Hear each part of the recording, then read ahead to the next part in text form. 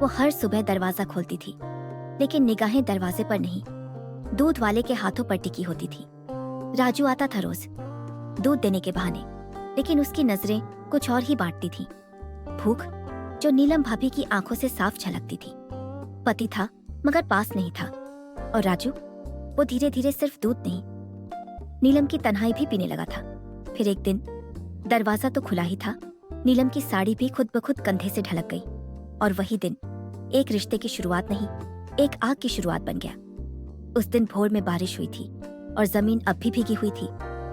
राजू की साइकिल जैसे ही कोठी नंबर 21 के सामने रुकी, हल्के धुएं में उसकी सांसें भी तेज चल रही थीं, शायद गर्मी से ज्यादा किसी और वजह से। दरवाजा हमेशा की तरह इस बार भी आधा खुला था, और जैसे ही उसने आवाज दी, भाभी दूध, अंदर से नर्म गहरी आवाज आई, आजा, अंदर ही रख दे, मैं अकेली ही हूं। उसकी धड़कनों ने मानो गियर बदल दिया। राजू ने धीरे से दरवाजा पूरा खोला और सामने थी नीलम भाभी, बाल खुले हुए, एक पतली सी साड़ी लिपटी हुई जिससे गीले बदन की लकीरें साफ झलक रही थी। ब्लाउज की डोरी खुली थी पीछे से, और एक हाथ में भाभी ने चाय का कप पकड़ रखा था। होंठों तक ले जाते हुए वो कुछ सोच रही थी। उफ, इतनी सुबह सुबह, भाभी ने मुस्कुरा के कहा। बड़ी तेज नींद में थी, सपने में भी कोई दूध ही दे रहा था। राजू का गला सूख गया। कितना डालू भाभी? भाभी ने गिलास उसकी ओर बढ़ाया, लेकिन ये गिलास कोई बर्तन नहीं था, ये एक इशारा था। वो धीरे धीरे करीब आई और एक पल को उसका हाथ पकड़ा। उनकी उंगलियां हल्की ठंडी और बदन गर्म। 2.5 लीटर, लेकिन झाग ज्यादा हो तो देख लेना, मुंह से बाहर न निकले। उन्होंने आंखों में झांकते हुए कहा। राजू को अब समझ आ गया था, ये सिर्फ दूध नहीं था, ये एक भूख थी जो रोज उठती थी और किसी को पुकारती थी। अगले दिन राजू तय समय से थोड़ा पहले ही पहुंच गया। कोठी के सामने पेड़ की छांव में खड़ा रहा कुछ देर। दिल की धड़कनें पहले से ही तेज थीं। पिछली बार जो हुआ था वो कोई भ्रम नहीं था। भाभी की आंखों में जो दिखा था उसे कोई भी लड़का पहचान सकता था। चाहत जो अब कंट्रोल में नहीं थी। कुछ मिनट बाद दरवाजा हल्के से खुला, और इस बार भाभी खुद बाहर नहीं आई, बस अंदर से आवाज आई, सीधा किचन में आजा, अकेली हूं, अंदर तक आ सकता है। राजू के पैरों में कंपी थी, लेकिन दिल में कुछ और ही चल रहा था। वो धीरे से अंदर घुसा और देखा नीलम भाभी किचन में पीठ किए खड़ी थी। उनकी साड़ी कमर तक खिसकी हुई थी, पीठ पर सिर्फ ब्लाउज की एक पतली डोरी बंधी थी, और उसके नीचे एक गीला गमछा कंधे से लटक रहा था, जैसे नहाने के तुरंत बाद किसी ने सिर्फ थोड़ा ढकने की रस्म निभाई हो। दूध उबलाया नहीं अभी तक, भाभी ने बिना मुड़े कहा। तू देख ले, तेरे हाथ गर्म होंगे, मैं तो ठंडी पड़ गई हूं अब। राजू एक सेकंड को वहीं रुक गया। आंखें भाभी की पीठ पर टिकी थीं और हाथ में दूध का डब्बा था, लेकिन मन कहीं और था। भाभी, दूध कहाँ डालूं? सिंक में गिलास रखा है, लेकिन धीरे करना, गिरा तो साफ भी तू ही करेगा। राजू ने झुक के दूध डालना शुरू किया, लेकिन तभी उसकी कोहनी भाभी की पीठ से हल्की सी टच हो गई। भाभी जरा भी नहीं हिली, बस धीरे से बोली, इतनी जल्दी हाथ लग गया? राजू का चेहरा लाल हो गया, लेकिन भाभी अब पलट चुकी थी। उनकी आंखें सीधी राजू की आंखों में, गीले बाल, भीगे होंठ और गले से नीचे गिरती में एक बूंद, जैसे किसी जज्बात ने रास्ता बना लिया हो। कभी सोचा है किसी औरत को जब सालों से किसी ने ठीक से छुआ तक ना हो, वो कितनी भूखी हो जाती है? भाभी ने धीरे से पूछा। राजू कुछ नहीं बोला, सिर्फ भाभी की आंखों में देखा।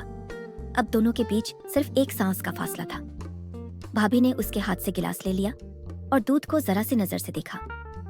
झाग ठीक आया है, फिर मुस्कुराई। जैसा मुझे पसंद है, गर्म, थोड़ा गाढ़ा और धीमे धीमे बहने वाला। और फिर उन्होंने पहली बार राजू का हाथ अपने हाथ में लिया, एक पकड़ जो साफ कह रही थी, अब तू चाहे या ना चाहे, तू मेरा है और मैं तुझे छोड़ूंगी नहीं। जिस दिन राजू ने भाभी की आंखों में वो भूख देखी थी, उसके बाद से उसके दिल में कुछ अजीब सी बेचैनी रहने लगी थी।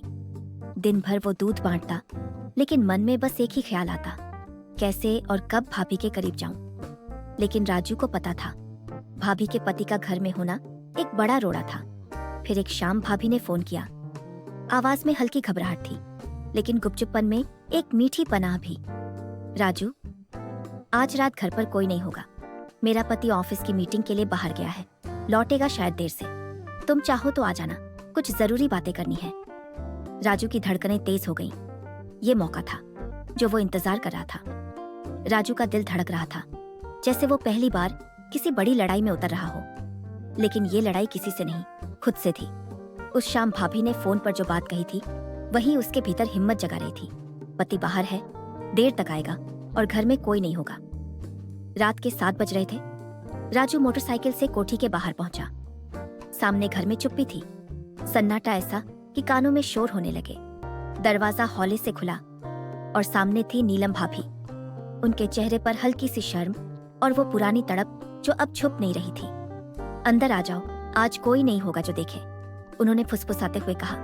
राजू अंदर गया और जैसे ही दरवाजा बंद हुआ दोनों की दुनिया बस वहीं रुक सी गई। भाभी ने धीमी आवाज में कहा, तुम्हें पता है पति को मेरी जरूरत कभी नहीं होती। वो ऑफिस, मीटिंग्स या मोबाइल में उलझा रहता है। मैं तो बस तेरी नजर में ही खुद को ढूंढती हूँ। राजू उनके पास आया, हाथ अपने आप कमर पर टिक गए। भाभी के भीगे बाल, नरम गाल और उनकी सांसें जैसे उनका स्वागत कर रही थी। मैं भी चाहता हूँ कि ये सब कुछ सच हो, राजू ने कहा। धीरे धीरे भाभी ने साड़ी की ओढ़नी संभाली। राजू की आंखें हर हरकत पर टिकी थी। उन रात के उन पलों में दोनों ने अपनी तन्हाई, अपनी चाहत और अपने जज्बातों को एक दूसरे के करीब महसूस किया। कमरे में हल्की पीली रोशनी थी जो भाभी की सांवली त्वचा को और भी मुलायम बना रही थी। बाल अब खुले हुए थे और साड़ी ढीली होकर उनके कंधों से सरक रही थी, जैसे बदन खुद कह रहा हो, अब कुछ भी छुपाना नहीं है। राजू बिल्कुल सामने खड़ा था। दोनों के बीच अब कोई पर्दा नहीं था, ना दरवाजे का, ना लफ्जों का।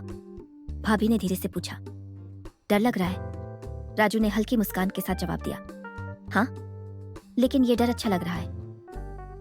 भाभी ने कदम बढ़ाए और पहली बार अपने हाथ से राजू के गाल को छुआ। वो स्पर्श नरम नहीं, भूखा था, जैसे कोई सालों की प्यास अब टूटने वाली हो। तुम्हारी उंगलियां दूध से ज्यादा गर्म लगती हैं, भाभी ने फुसफुसाते हुए कहा। राजू ने उनकी कमर को थाम लिया। और तुम्हारा बदन मुझे अपने से ज्यादा अपना लगता है भाभी। धीरे धीरे भाभी ने साड़ी उतारी और उसका गर्म गीला पल्लू फर्श पर गिरा जैसे कोई बोझ हल्का हुआ हो। कमरे में अब सिर्फ सांसों की आवाज थी। भाभी ने राजू का कुर्ता पकड़ा और जैसे ही उसके बटन खुलने लगे उसकी नजरों में एक अजीब सी चमक आ गई। इतना भरा हुआ बदन है तेरा, लगता है मेरे लिए ही बना है। राजू ने उन्हें बिस्तर की ओर ले गया। बिस्तर पुराना था लेकिन उस पर बिछने वाला पल नया था। दोनों लेटे नहीं, बहक गए।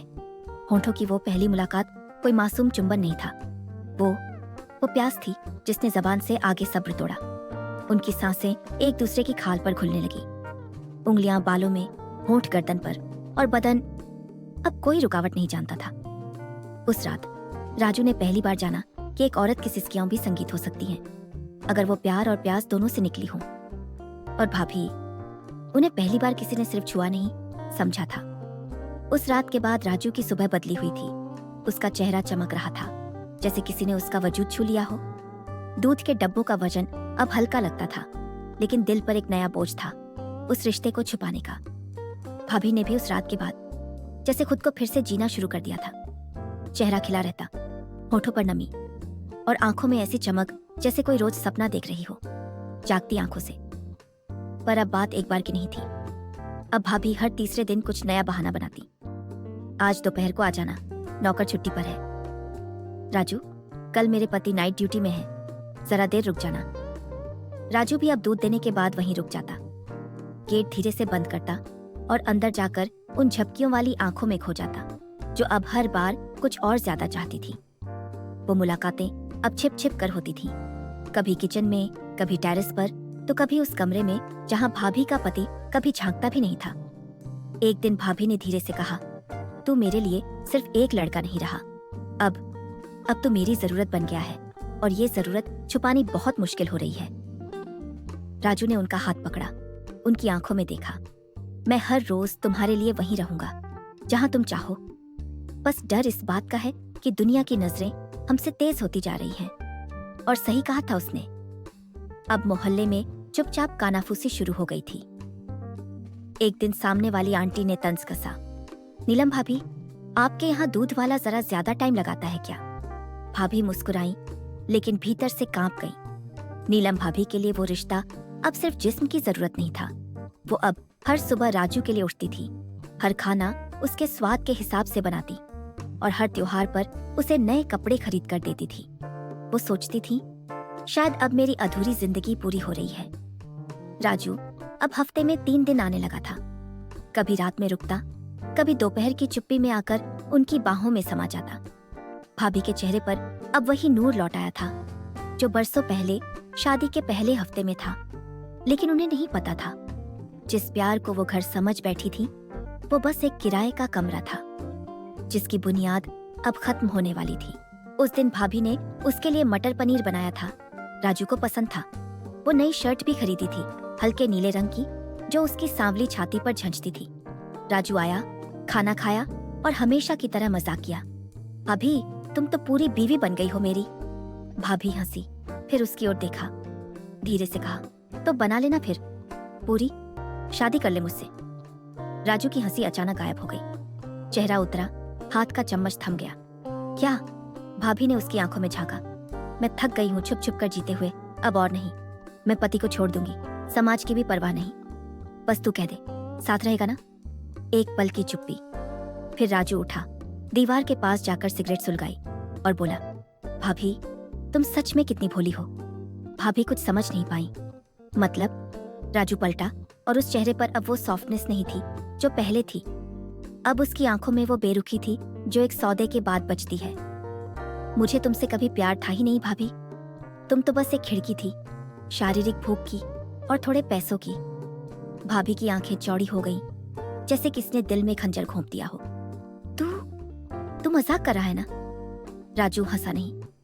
सिर झुकाकर जेब से वो नोट निकाले जो भाभी देती थी। बिजली के बिल के नाम पर, शर्ट के बहाने, मोबाइल रिचार्ज के नाम पर। ये तुम्हारे प्यार की फीस थी भाभी, और तुम्हारा बदन उसका बोनस। भाभी अब कांप रही थी। मैं तो बस तुझसे थोड़ा प्यार मांगा था। राजू पास आया और बोला, मुझे सिर्फ तुम्हारा जिस्म चाहिए था, अब वो भी पुराना हो गया है। तुमसे आगे और भी बहुत कुछ मिलेगा। जवानी नहीं चाहिए अब। भाभी फूट फूट कर रोने लगी, जैसे किसी ने पूरी इज्जत निचोड़ दी हो।